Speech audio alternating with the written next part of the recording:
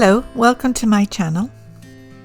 If you watched my last video, you'll know that I'm doing a new series where I make the sketch and you don't have to bother with that.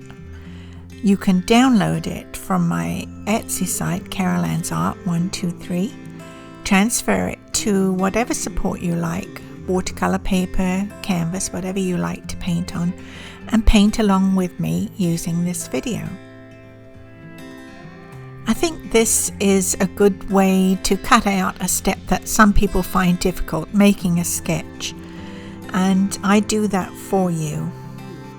All that leaves is for mixing colors and taking steps in how to paint whatever we're going to paint. And today I'm painting a rose and a bud, and that involves stems and leaves and how to get that to look like an actual rose. It took me painting 100 roses before I was happy with what I was producing. Achieving a light, fluttery look in roses can be quite difficult, and I think I've mastered that, and I'm going to show you in this painting how you can get a rose that looks light, that the petals look translucent and not leathery.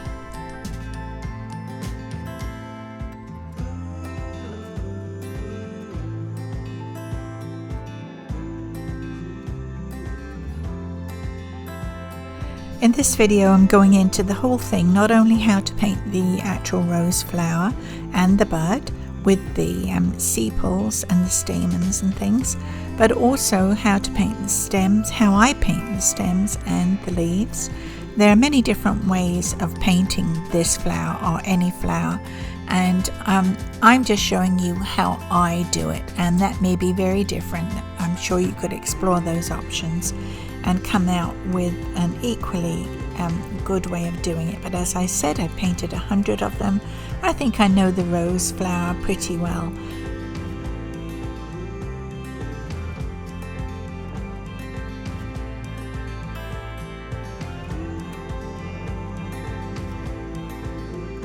So first things first, paint a background. I use sap green, primary yellow and a touch of ultramarine blue. And I'm using gesso because I ran out of titanium white. Gesso is a little more transparent, but it does work for mixing paints very well.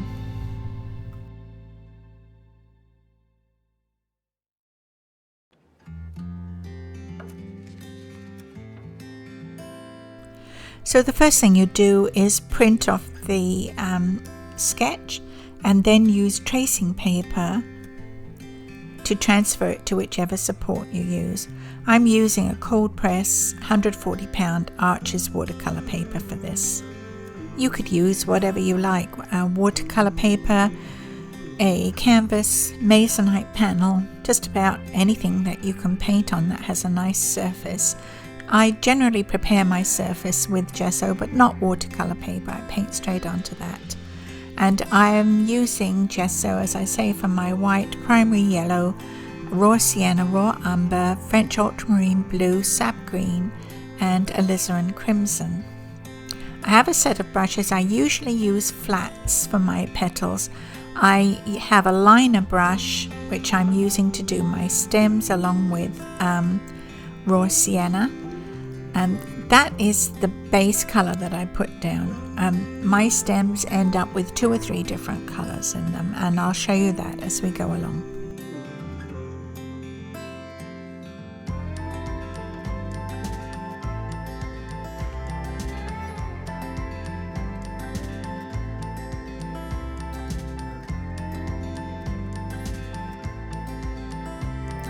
What I'm doing here is putting in the mid-tone, and I usually use about 3 basic colors, values: mid-tone, highlight and shadow, and that will give you a good picture. Of course, if you can tweak it with a few more values, that will make a more interesting picture, but you can get away with just the 3 and come out with something that is pleasing. Think of this sketch as a guideline, You will be painting over some of the sketch as you go along, so you just have to remember what was there. I'm using a 3/4 inch flat to put in the top petals, the furthest away from us, and a smaller flat to put in the ones that front, the tiny petals that front those petals. And I put in a little more, they don't show up very well, so I put in a little more alizarin crimson just to darken those petals a little bit. And this is just to get my mid-tone on and to get everything in place. I do the petals by pulling them in from the outside edge in toward the center of the flower. And the ones that are on the closest to you don't really see the entire petal. You see the tops of the petal in the middle of the flower, and you do those with a sideways swipe, not a sideways swope, a sideways swipe. And so you're just seeing the tops of the petals, and then the ones closest to you can make those bigger and go back to the 3/4 inch flat and draw them in from the outer edge in toward the center. And this gives you your basic mid-tone, although you can see there is some variation in color. But it gives you your first layer of paint, let's put it that way.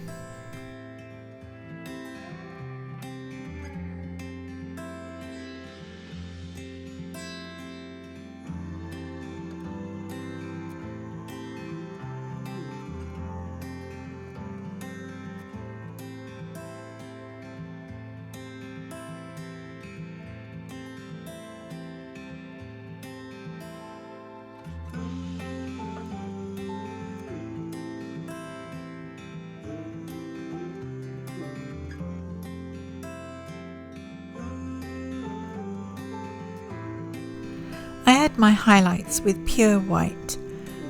Like I say, I usually use alizarin crimson, which is opaque, but the gesso is not. It's quite translucent, and the one that I'm using is anyway. I don't know if all gesso is, because you usually use it to prep a canvas. But anyway, in this case, the one that I'm using is translucent, and I'm having to go in over it and reinforce it a little bit. I'm mixing sap green with gesso and some primary yellow, and I'm going to put on my first layer of the leaves. I do the same thing with the leaves. I pull in the stroke from the outer edge into the center vein, and that's another thing. I sometimes put in veins on the leaves, and sometimes I leave it. The brush stroke really makes the shape of the leaf. You don't really need to put a vein in, but it just depends how I feel, and you can choose to do that or not.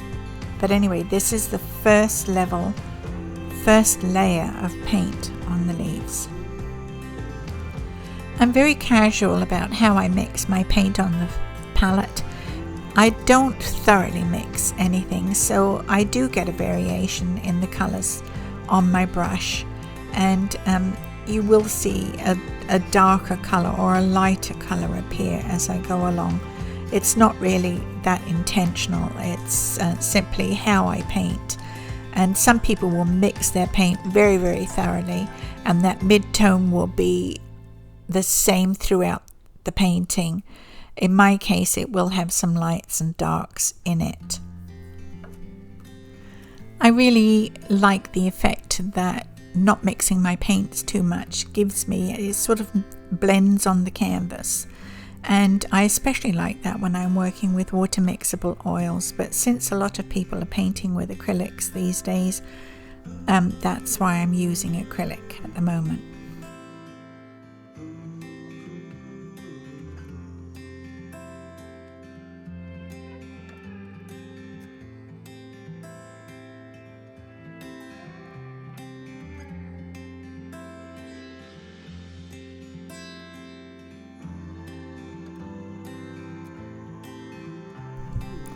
When I'm painting stems, I start off with raw sienna as a sort of guide, and then for my darks I use raw umber, Sometimes I mix in green and sap green and French ultramarine blue. That gives me a nice dark for a stem. And I almost always add red because it really makes the painting pop and it really makes the stems come alive. It's just a quirk and not everybody will do that, and you needn't do it either.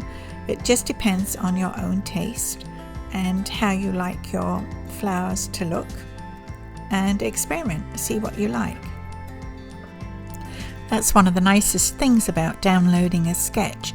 You don't have to be bothered to draw it. If you mess it up, you can just print off another one and go through the process again, and you can do it as many times as you want to.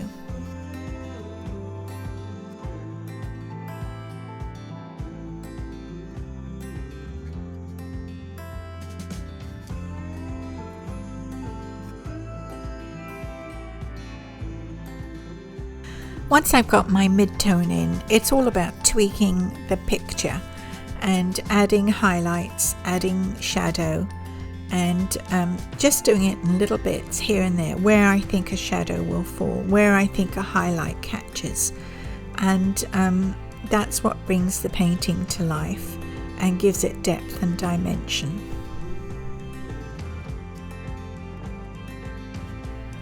I tweak the painting, adding more petals here and there, extra leaves if I feel I need some.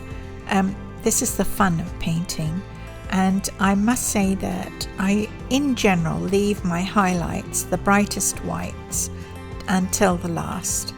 I can't say I'm consistent about that, but that's how I think of it anyway. I put in my shadows and then see where the light will hit and put in my brightest whites, and they are usually the last thing that I'm painting at any given time.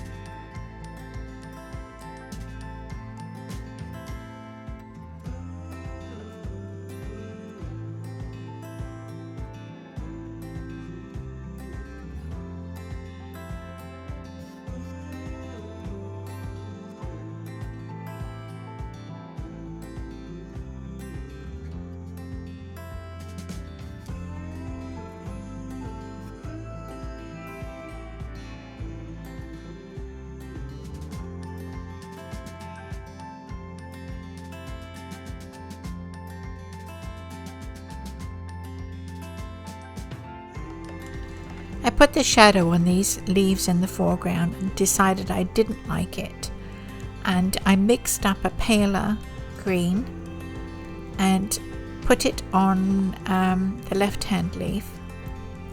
Actually I put it on that one first and then I put it on the other one, and you can see how it will pop that leaf right up so that it looks like it's slightly above the other leaf. And I do change my shadows on quite a few of them. It's just the way I paint, and I change my mind. That's really what it comes down to, and decide I don't like something, and I go in and change it. You can do that with acrylics. It's easy to paint with acrylics. If you don't like something, you can go in and change it.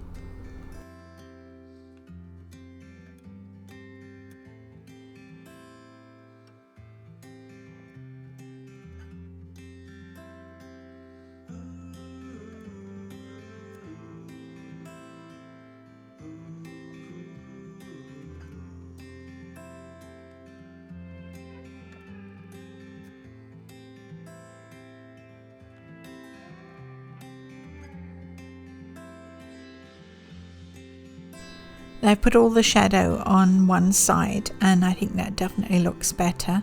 Looks more realistic. It's brought the painting to life a little bit. That's how I think of it.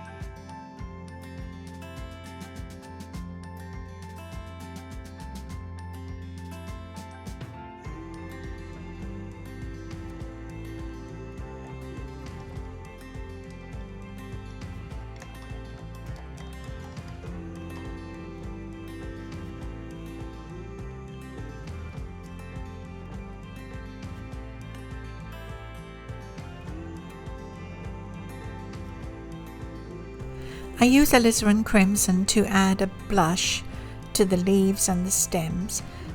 It's a good paint for that because it's translucent and it doesn't entirely cover the leaf.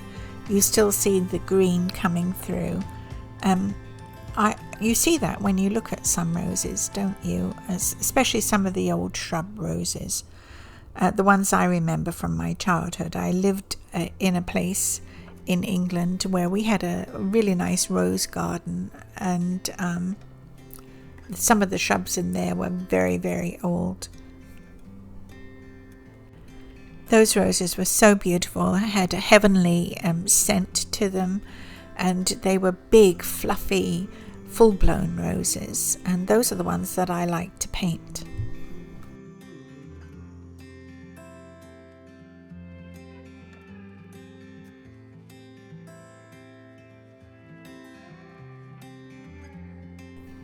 When I put in the stamens, I start off with something dark, like the alizarin itself or raw sienna, something to give me a sort of depth to the stamens, and then I mix alizarin and yellow to give myself an orange, and I dot that on top, and I think that gives a good representation of stamens.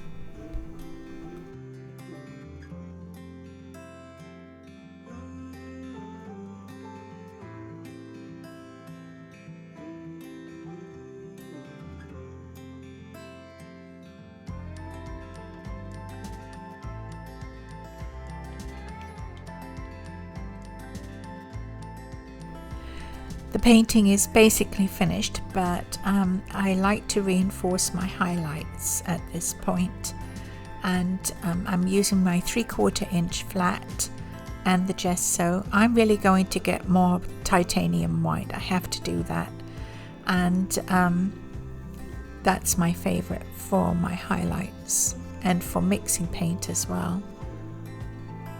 It's bright and it's opaque, as I say.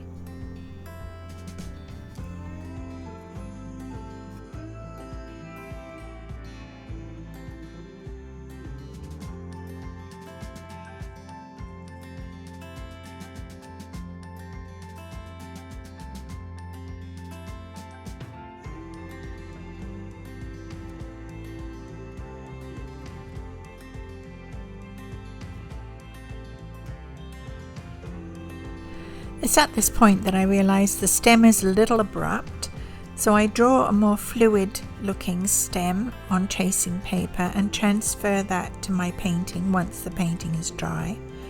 And you can see it has more curving, and I've added extra leaves on there as well, and I've spaced the thorns a little bit more carefully, and I think that will make the painting look a little more charming.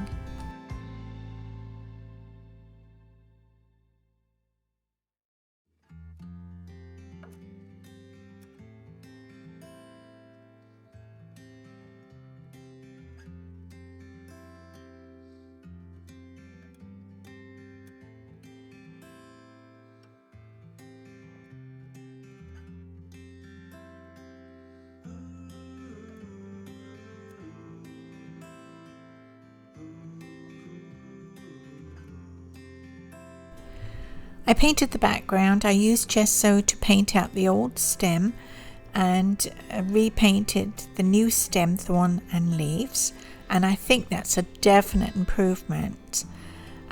It still needs a little tweaking in the background, but it's all good, and I'm very pleased with the result.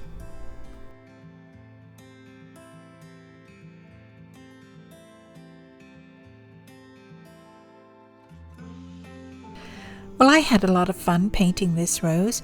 I hope you enjoyed the video. Thank you for watching, and I'll see you next time.